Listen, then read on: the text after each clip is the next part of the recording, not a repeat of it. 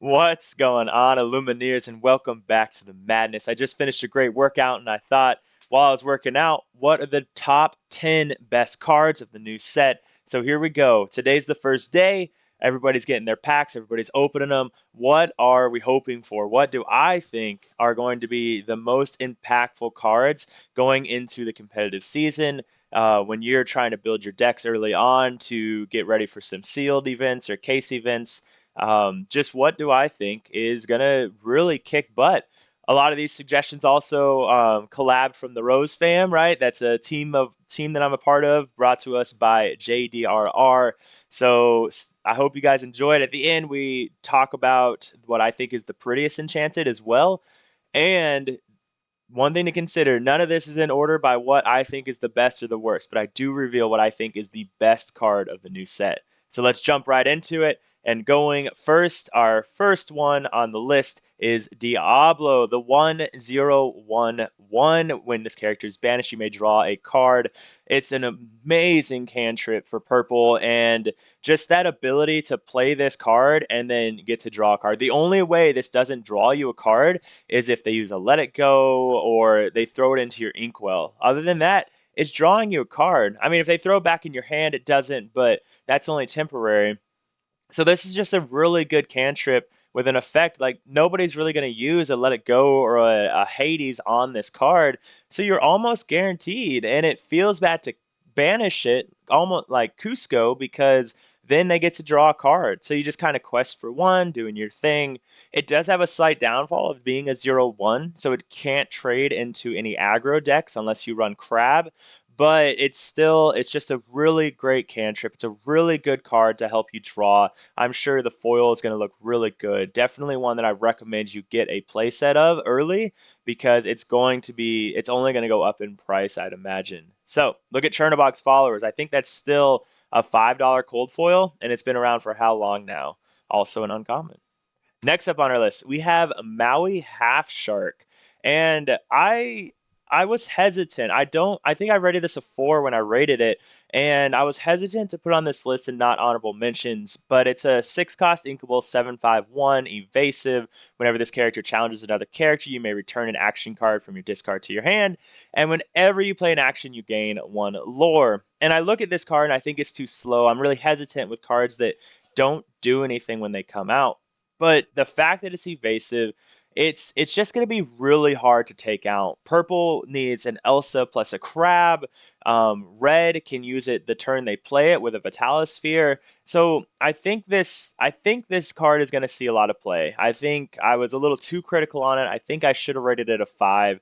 Just what it can do, especially in red blue, is phenomenal. The way red blue can ramp early with something like Azurite Sea, and then play a Vitalis Sphere, and then play a Maui Half Shark, attack something, and then now you have a 7/5 rush with Vitalis Sphere, and then you get to pull back, that action. Whether maybe it's another Vitalis Sphere, maybe it not Vitalis Sphere. That's an item, but maybe it's Azurite Sea. Maybe you used a brawl earlier and you need another one, a B prep, and you get to pull back the B prep.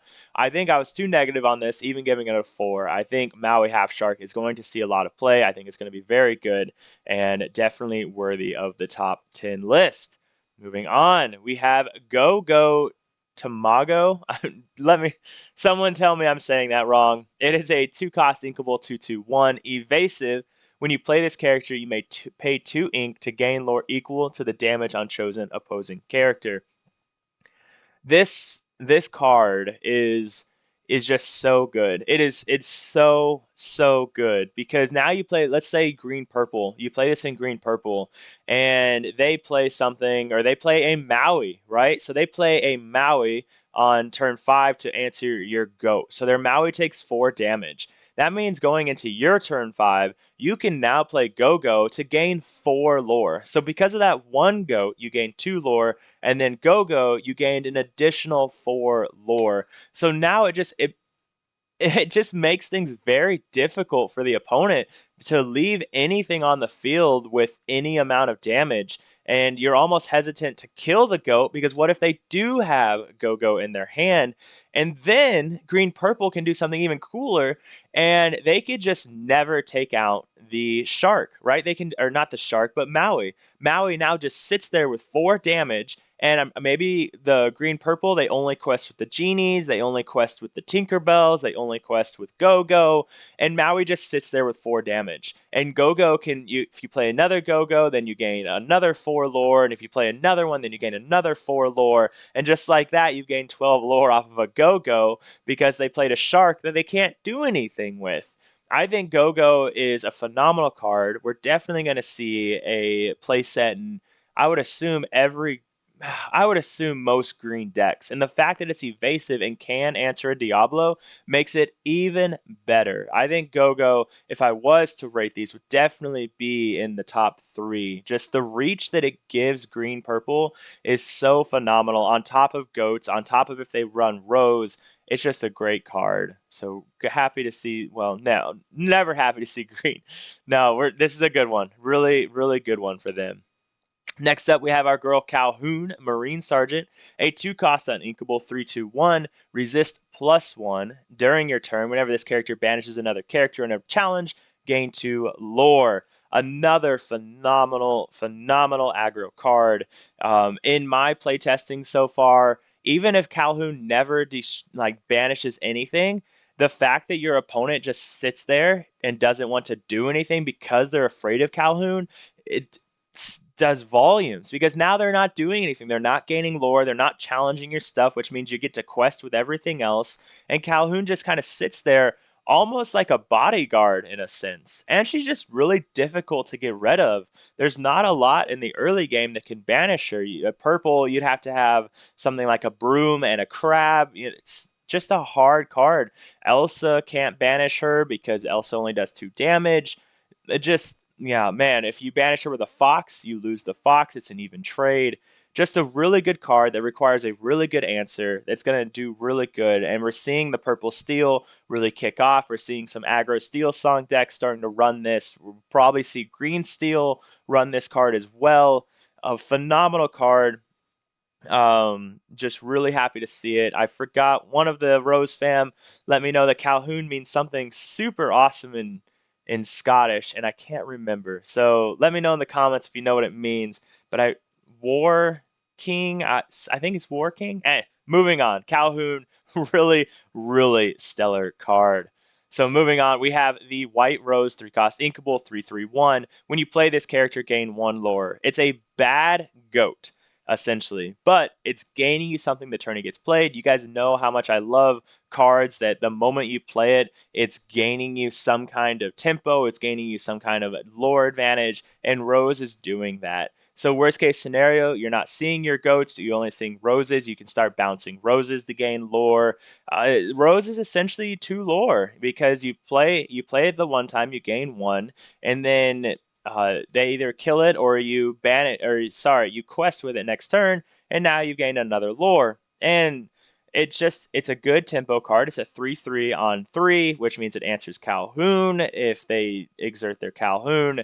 Just a really good tempo card. We'll see it in blue steel. We'll see it in any purple deck that's really just trying to go. I could imagine we see it in green purple for those guys as well. Really great card and worthy of this place. This is where last set we were the cow farm or the cow fam, depending on who you're talking to. This time we are the Rose fam and having a good time with it. Moving on, we have Sail the Azurite Sea, and it's a 2 cost inkable action. This turn, you may put an additional card from your hand into your inkwell face down, draw a card. So, phenomenal card. I think this is one of the best cards of the next set. Definitely a top 3. Not even next set, this set. It is a cantrip that lets you draw a card. It replaces itself. It lets you ink. This is everything blue steel, almost everything blue steel needed, and we'll see the rest of that later. This is great for. I'm interested to see how it does into red blue because red blue already doesn't run a lot of inkables, and the inkables they do run are really good ones that they're hesitant to throw away because they're going to need them for ink. So it's gonna be interesting. Sailor is on Sail the Azurite Sea, so whatever Sailor's on, I believe him wholeheartedly because he is a phenomenal red-blue player. But we'll kind of see what happens as they play it a little bit more and the meta develops. But really great card, does phenomenal things. One thing I will mention is Sail the Azurite Sea is not a Fishbone Quill. It is not a Mickey Mouse. It is not a Tipo. You have when you play Sail the Azurite Sea, you can play it at any time in your turn, and you get to draw no matter what. You draw a card. At any time in your turn, you can then ink a second card. So you don't have to play it and immediately ink a card. You can play it, you draw a card, and then at any point in that turn, you can then go on and ink. The other thing is that ink has to be an inkable, and you have to play it face up. The opponent, you have to declare what that card is. Okay, it's just like Bell. Okay, it's just like a normal inkable card and your normal turn. So you play this card. Maybe you play it right at the beginning of your turn. You draw a card. You're like, okay, la di da di da. You know what? I'm going to play this character. And then actually, I am going to ink a second card this turn. I reveal the card I'm inking, and then I flip it over, and it has to be an inkable. So just keep all that in mind. It isn't super clear on the card. So keep that in mind. That is the ruling of Sail the Azurite Sea. Okay. But really great card nonetheless. Next up, we have Genie, Wish Fulfilled, a 4-cost uninkable, a 2/4/2, and evasive. When you play this character, draw a card. This is such a great card. I will say right off the bat, this is not something you just throw in your deck in place of Rabbit. Okay, this does not do the same thing that Rabbit does. It's very different. Okay, because if you play this card, you only draw one card. Whereas if you play a Rabbit, you only draw one card, but if it gets banished, you draw a second card. If it leaves the field, you draw a card. If you bounce it, you draw a second card, and then you play it to draw a third card. If you play Genie and bounce it, and then play it again, you're only drawing 2 cards. So if your main objective is just crazy card advantage, then maybe Rabbit's the way. But you can't just throw Genie in your deck and then say, I'm replacing Rabbit with this card because it's better. Not necessarily. Like red purple may be better off sticking with the Rabbits because they're looking to just get that card advantage and abuse that card advantage so much because they have B preps. They can afford to spend a turn bouncing Rabbits because next turn or 2 turns down the road, they're just going to clear your whole board with a B prep.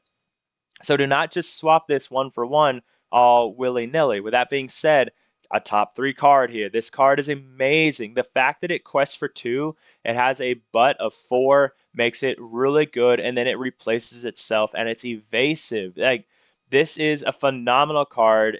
It's going to fit really well into Blurple, Purple Steel, Green Purple, possibly Red Purple, just any purple deck, and maybe we see some other purple things that we haven't seen before because Genie fits so well in it. So really great card that does so much for purple decks. It gives so much reach, that ability to quest for 2.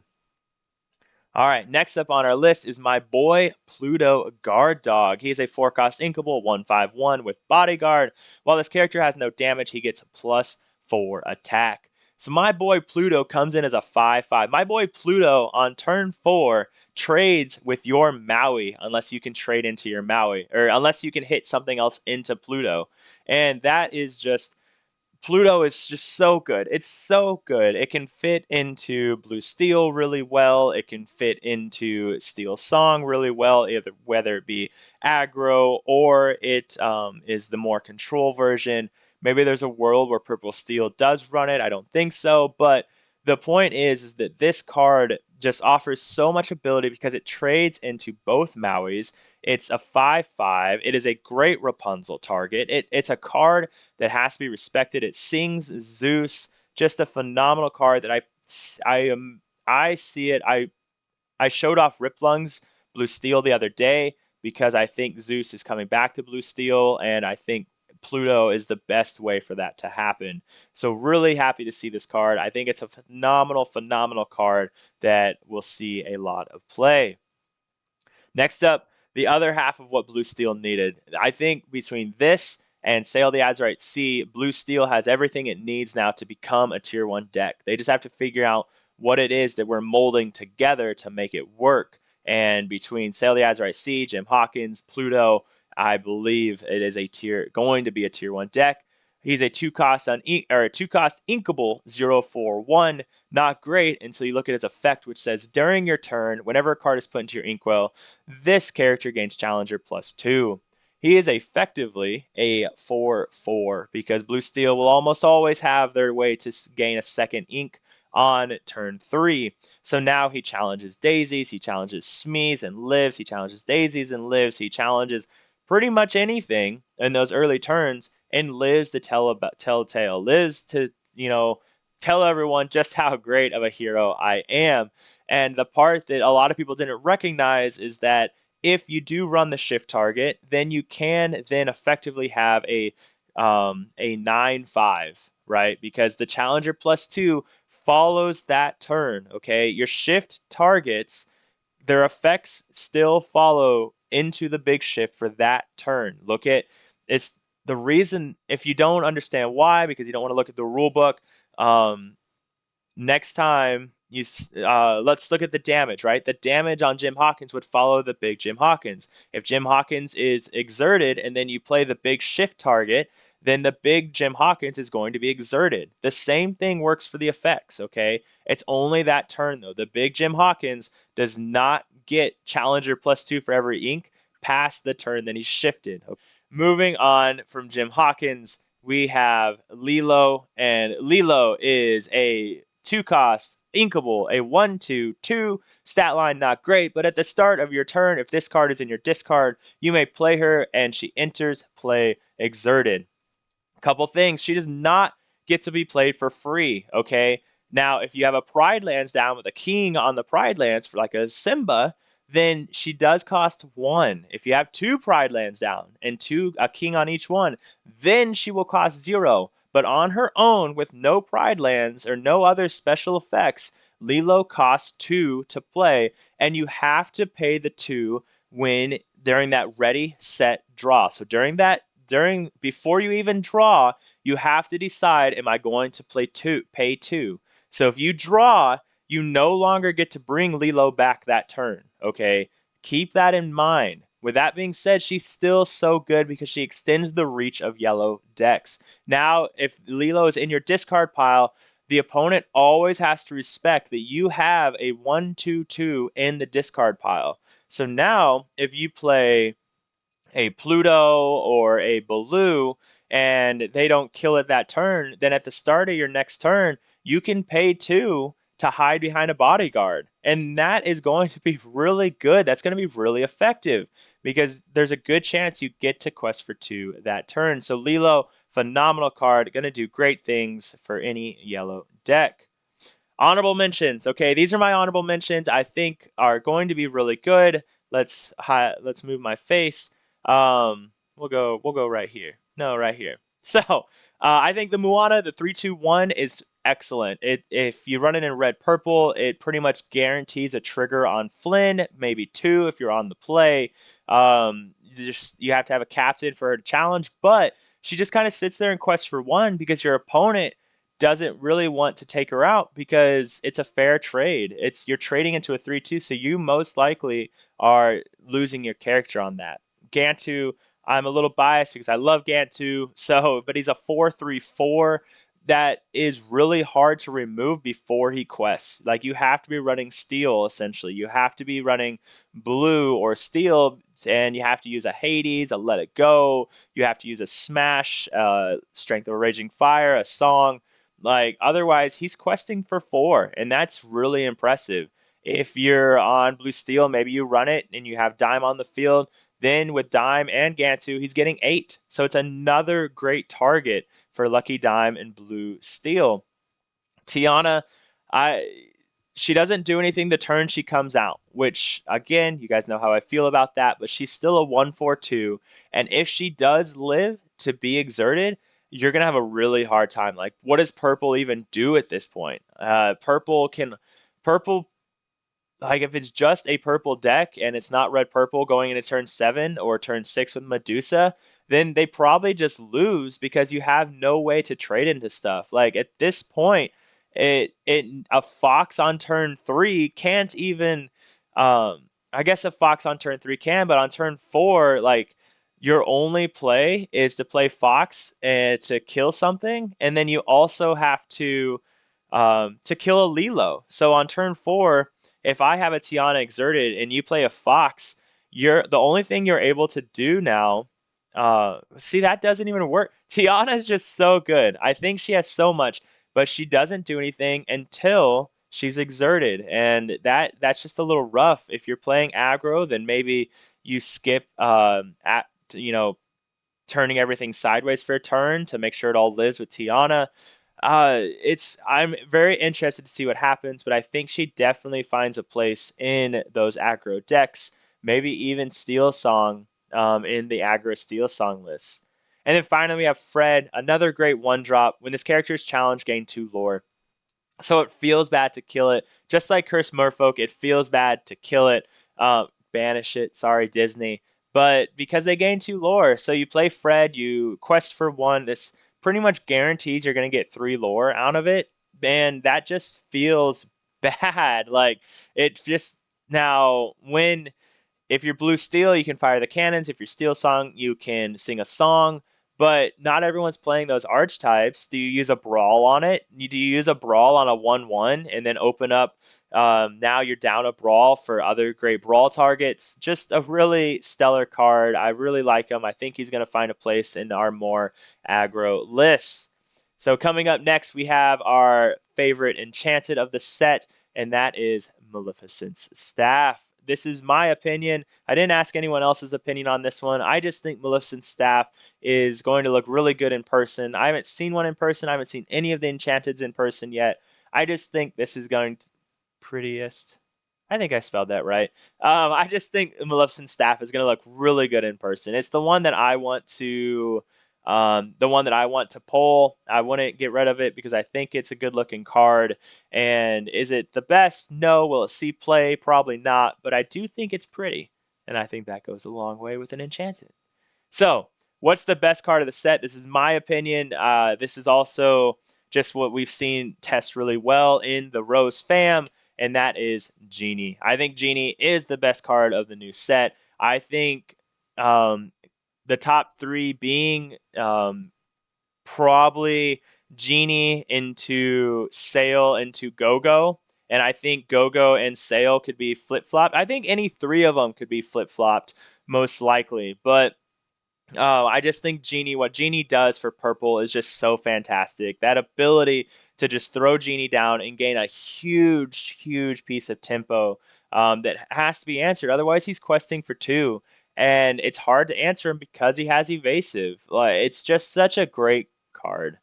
So, with that being said, ladies and gentlemen, I hope you enjoy Sail the Azurite Sea. I hope you guys have some great pulls today. I hope you guys enjoy deck testing. I will see you next time. Remember, stay happy and healthy. I'm out.